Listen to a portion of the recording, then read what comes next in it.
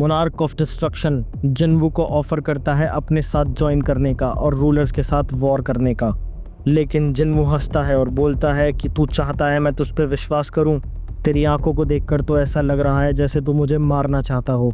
Monarch बोलता है ये मुझे लगता है कि मैं नहीं छुपा सकता, लेकिन ये मेरी आखिरी मर्सी है तेरे लिए। अब तू प्रिपेयर हो जा वॉर के लिए। अब उन दोनों में फाइट स्टार्ट होने लगती है। जिन्वू अपने कैसल की हेल्प से उससे लड़ रहा है और उन दोनों में बहुत ही खतरनाक फाइट चल रही है, लेकिन जिन्वू के अटैक से ड्रैगन किंग कर एक स्क्रैच भी नहीं आती।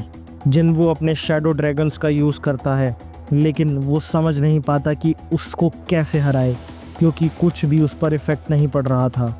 जिन्वू मन ही मन बोलता है उसको ताकतवर बनना पड़ेगा, उसको और पावर चाहिए, ऐसी पावर जो चट्टान को भी हाथों से तोड़ दे। और इतना बोलते बोलते उसकी शैडो उसकी पूरी बॉडी को कवर करने लगती है और जो ड्रैगन मोनार्क पर अटैक कर रहे थे वो ड्रैगन्स को मोनार्क मार देता है। वो देखता है कि जिन्वू एक पर्पल पावर के अंदर कहीं पर है और उस पर एक आर्मर आ रहा है जो डार्कनेस की पावर से मिलकर बन रहा है। वो उसको इतना बड़ा बना रहा है कि हर कोई उसको देख पाए। डिस्ट्रक्शन मोनार्क उसको देखता है और चौंक जाता है कि ये तो एस्ट्रलाइजेशन है, ये कैसे हो सकता है? शैडो मोनार्क पहले एक लाइट का फ्रेगमेंट था, उसके पास ऐसे ट्रांसफ़र होने की पावर्स नहीं हो सकती। ये कितना ताकतवर कैसे बन रहा है? क्या इसने पावर ऑफ डेथ को अर्थ पर समन कर लिया है? अगर ये इसने किया तो कैसे किया? अभी थोड़ी देर पहले तक तो ये एक नॉर्मल इंसान था। कैसे ये इतनी तगड़ी पावर को कंट्रोल कर पा रहा है? जिन्वू फुल ट्रांसफॉर्म हो चुका है, उसके अपने अंदर बहुत ज़्यादा पावर्स महसूस होने लगती है। डिस्ट्रक्शन मोनार्क बोलता है तूने अपना समय ज़िंदगी और मौत के बीच में बहुत ज़्यादा गुजारा है, इसलिए शैडो मोनार्क ने तुझे ऐसी पावर्स दी है, लेकिन मैं तुझे मार डालूंगा। और इतना बोलकर उस पर अपना पावरफुल अटैक करता है, लेकिन जिन्वू अपनी पावर से उस अटैक को रोक लेता है जैसे कि वो कुछ भी ना हो। और फिर उन दोनों की हैंड टू हैंड कॉम्बैट होती है और वो दोनों आपस में लड़ने लगते हैं। ये फाइट बहुत ही ज़्यादा इंटेंस होने लगती है। ड्रैगन उस पर अपना फायर अटैक कर रहा है, जिन्वू भी उसको मारने लगता है। दोनों अपनी पीक स्ट्रेंथ पर लड़ रहे हैं। वहाँ का आइलैंड पर जिन्वू का महल तहस नहस हो चुका है। जिन्वू के पास भी स्पेशल पावर्स हैं वेपन्स को बनाने की, और डिस्ट्रक्शन मोनार्क के पास भी तगड़ी फायर पावर्स हैं। लेकिन थोड़ी ही देर में जिन्वू का वो आर्मर गायब होने लगता है, क्योंकि जिन्वू का फर्स्ट ट्रांसफॉर्मेशन था तो उसको बहुत ज़्यादा स्टेमिना लगता है। पर डिस्ट्रक्शन मोनार्क भी कम नहीं, वो भी अभी ज़िंदा है और अपनी ह्यूमन फॉर्म में आ जाता है। जिन्वू को फिर से बोलता है कि क्या तुझे अभी भी ज्वाइन करना है? जिन्वू बोलता है कि मैं तेरे जैसे मॉन्स्टर के साथ कभी नहीं मिलूँगा, और फिर वो ह्यूमन फॉर्म में लड़ने लगते हैं। मोनार्क ऑफ डिस्ट्रक्शन बोलता है कि अभी भी मेरी आर्मी ज़िंदा है, तेरे लोगों को मार रहे हैं, सब कुछ ख़त्म कर रहे हैं। लास्ट में तेरे पास बचाने के लिए कुछ भी नहीं होगा। भले ही तू किंग ऑफ डेड हो, लेकिन मौत से डर तो तुझे भी लगता है। जल्दी ही तू जो बचाना चाहता है वो सब तेरा भ्रम रह जाएगा और तुझे सब पता चल जाएगा, क्योंकि तेरे पास एस्पॉन की पावर जो है। और इतना बोलते ही वो अपनी स्वॉर्ड जिन्वू के पेट में घुसा देता है और वो जिन्वू को बोलता है सुन गौर से वो आवाज़ें जो तेरे लोगों को चीखने चिल्लाने की आ रही हैं। तू चाहे तो उनको शांत करवा सकता है, लेकिन अब तुझे अपने डिसीजन पर अफसोस होगा। जिन्वू का एक डैगर पीछे से हवा में होता है।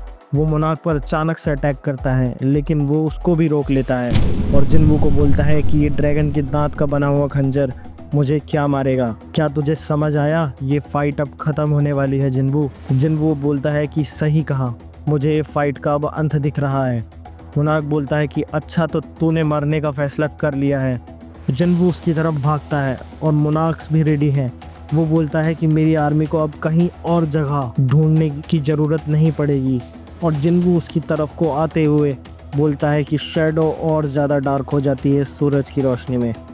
जिन्वू जैसे ही उसके पास आता है, उसके शैडो कमांडर्स निकलते हैं और वो जिन्वू से चिपके हुए हैं और उसको पकड़ लेते हैं। जिन्वू उसको मौके का फ़ायदा उठाकर अपने खंजर से उसको बीच में से काट देता है और चीखते हुए बोलता है अब तुझे अपनी मौत दिख रही है।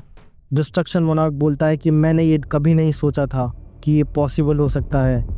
दोनों दुनिया को जोड़ने के लिए बहुत ज़्यादा ताकत चाहिए होती है, और भाई साहब इतने में वहाँ रूलर्स की आर्मी आ जाती है। डिस्ट्रक्शन मोनार्क पूछता है तो तेरा ये मेन प्लान था कि तू रूलर्स को यहाँ लाए और इसलिए तूने मेरी आर्मी को मुझसे अलग किया और मुझे यहाँ इस अकेले आइलैंड में लेके आया। मुझे ये लगा कि तू मेरे से अकेले लड़ना चाहता है बिना रोक टोक के, लेकिन तूने रूलर्स से कैसे बात की? इसका तो कोई भी रास्ता नहीं है। जिन्वो बोलता है कि एक रास्ता है, जो है रूलर्स की वेसल्स, जैसे कि थॉमस आंद्रे और चाइना का हंटर लियू। मोनार्क बोलता है, मैं अब समझा कि तूने उनकी मदद से पहले यहाँ गेट प्रिपेयर करके रखा, तो मर भी जाए तब भी तू जीत जाए। ये एक ऐसा प्लान है। क्या ये चीज़ तुझे मोनार्क ऑफ वाइट ने बताई? जिन्वो बोलता है, एशबॉर्न ने कुछ भेजा है। और ये देखते ही मोनार्क गुस्से में आ जाता है और फिर भी अटैक करता है, लेकिन रूलर्स उसको मार डालते हैं। लेकिन ये कहानी अभी ख़त्म नहीं हुई। कितने लोग मारे जा चुके हैं। रूलर्स की आर्मी अर्थ पर है, डिस्ट्रक्शन मोनार्क के ड्रैगन्स भी अभी अर्थ पर हैं। आगे क्या होगा ये जानने के लिए अगले एपिसोड का वेट करें और चैनल को सब्सक्राइब करना मत भूलना। Bye bye.